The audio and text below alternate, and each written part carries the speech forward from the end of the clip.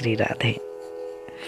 आज मैं तुम्हें ऐसे भक्त की कथा सुनाने जा रहा हूँ जिस भक्त को भगवान का कोई ज्ञान ही नहीं, भगवान के बारे में कुछ पता ही नहीं, फिर भी उस भक्त को भगवान श्री कृष्ण भगवान ने साक्षात दर्शन दिए। ऐसा उस भक्त ने क्या किया जिससे मेरे प्रभु रजू होकर उसे दर्शन दिए?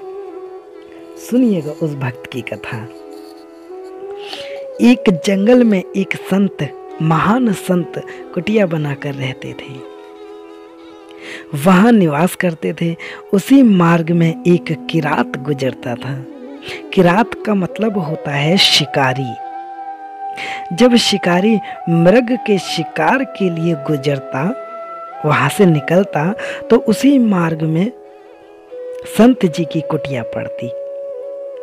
और जब शिकारी उस मार्ग से गुजरता तो कभी भी संत जी को प्रणाम करे बगैर नहीं गुजरता था। एक दिन जब शिकारी उसी मार्ग से गुजरा तो संत जी को प्रणाम किया और बोला, संत जी, मैं तो जंगल में मृग का शिकार करने के लिए जाता हूँ, लेकिन आप जंगल में क्या कर रहे हो? किसी का शिकार करने के लिए बैठे हो? संत जी उसके वचनों पर मंद मंद मुस्काए और शिकारी को उसके प्रश्न जैसा ही उत्तर दिया। और संत बोले कि मैं श्री कृष्ण जी का शिकार करने के लिए बैठा हूं। इतना कहकर संत जी फूट फूट कर रोने लगे। अब शिकारी को क्या पता बाबा क्यों रो रहे हैं, और शिकारी बाबा से बोला, बाबा आप क्यों रोते हो? और शिकारी कहने लगा, बाबा आप जिसका शिकार करने के लिए बैठे हो तो मुझे बताइए, वो दिखता कैसा है, मैं उसे पकड़ कर लाऊंगा। अब संत जी ने भी शिकारी का मन रखने के लिए कृष्ण भगवान के स्वरूप का वर्णन कर दिया और कहने लगे, वो सांवरा सलोना है, मोर पंखी का मुकुट शीश पर विराजित होगा और बांसुरी अधरों पर होगी, बांसुरी बजाता मिलेगा। अब संत जी की वाणी को सुनकर शिकारी बोला कि बाबा, जब तक मैं आपके शिकार को नहीं पकड़ लेता, जब तक मैं अन्न जल ग्रहण नहीं करूंगा। और शिकारी जंगल में चला गया और जंगल में जाकर उस शिकारी ने एक मार्ग पर अपना जाल फैला दिया और खुद छिपकर जाकर बैठ गया। अब उस शिकारी को क्या पता कि जिसके शिकार के लिए वो बैठा है वो कोई शिकार नहीं है, वो साक्षात परमात्मा ब्रह्मा है, भगवान है। क्योंकि उसे पता ही नहीं था भगवान नाम होता क्या है। अब तो वो भगवान को अपना शिकार समझकर प्रतीक्षा कर रहा है, दृढ़ प्रतीक्षा कर रहा है। अब उसे प्रतीक्षा करते हुए एक दिन बीता, 2 दिन बीते, और उसे आज प्रतीक्षा करते हुए 3 दिन बीत गए। अब भगवान को तो सब कुछ पता है कि वो क्यों प्रतीक्षा कर रहा है, क्योंकि भगवान तो सब जानते हैं, क्योंकि भगवान तो कण कण में विराजमान है, तो उन्हें तो सब पता है। उसकी परीक्षा को, उसकी प्रतीक्षा को देखकर, उसके दृढ़ विश्वास को देखकर, उसकी प्रतिज्ञा को देखकर मेरे कन्हैया जी को दया आ गई। और ऐसे दृढ़ विश्वासी से मेरे बाबा दूर कहाँ रहते हैं। अब मेरे कृष्ण खुद बांसुरी बजाते हुए उस शिकारी के पास आ गए और स्वयं ही उसके जाल में फंस गए। अब शिकारी ने श्री कृष्ण को जाल में फंसे देखा तो देखता ही रह गया।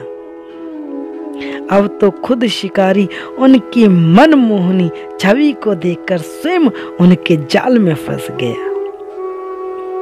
अब तो शिकारी एक पलक झपकाए बिना श्री श्याम सुंदर जी को निहारते हुए अश्रु बहाने लगा। और अचेत हो गया। अब कुछ देर पश्चात चेतना हुई, बाबा का स्मरण हुआ और जोर से चिल्लाने लगा, शिकार मिल गया, शिकार मिल गया, शिकार मिल गया। और ठाकुर जी की ओर देखकर बोला, प्यारे 3 दिन तक भूखा प्यासा रखा है, अब जाकर मिले हो और मुझ पर जादू भी कर रहे हो। मेरे श्याम सुंदर उसके भोलेपन पर रीझे जा रहे हैं, रीझे जा रहे हैं, मंद मंद मुस्कान लिए उसे देखे जा रहे हैं, देखे जा रहे हैं।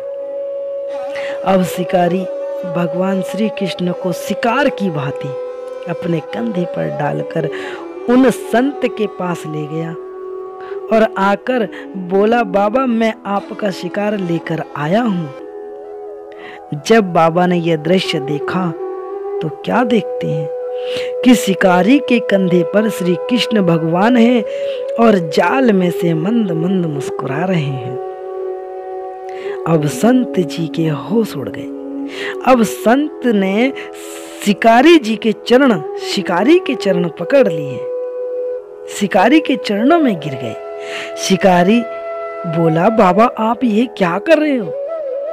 बाबा बोले, जिसे पाने के लिए मैंने अपना संपूर्ण जीवन जंगल में व्यतीत कर दिया और तूने 3 दिन में ही उनसे मुझे मिला दिया। और अब बाबा कन्हैया जी को देखकर कातर वाणी से बोले, हे नाथ, मैंने बचपन से अब तक इतने प्रयत्न किए आपको अपना बनाने के लिए, मैंने घर बार भी छोड़ दिया, इतना भजन किया, आप नहीं मिले और इसको 3 दिन में ही दर्शन दे दिए। भगवान बोले, इसका तुम्हारे प्रति निश्चल प्रेम और कहे हुए वचनों पर दृढ़ विश्वास से मैं रीझ गया और मुझ पर इसके समीप आए बिना रहा ना गया। भगवान तो भक्तों के, संतों के अधीन होते हैं। जिस पर संतों की कृपा दृष्टि हो जाए उसे भगवान अपनी सुखद शरण प्रदान करते हैं। शिकारी को तो ये तक नहीं पता था भगवान कौन है, पर संत को रोज प्रणाम करता था। संत प्रणाम और दर्शन का फल है ये, जो उसे 3 दिन में श्री ठाकुर जी के दर्शन मिल गए। यह होता है संत की संगति का परिणाम। और किसी संत ने कहा है, संत मिलन को चाहिए तज ममता अभिमान, संत मिलन को चाहिए तज ममता अभिमान, ज्यों ज्यों पग आगे बढ़े कोटिन यज्ञ समान। ऐसी है संत की महिमा।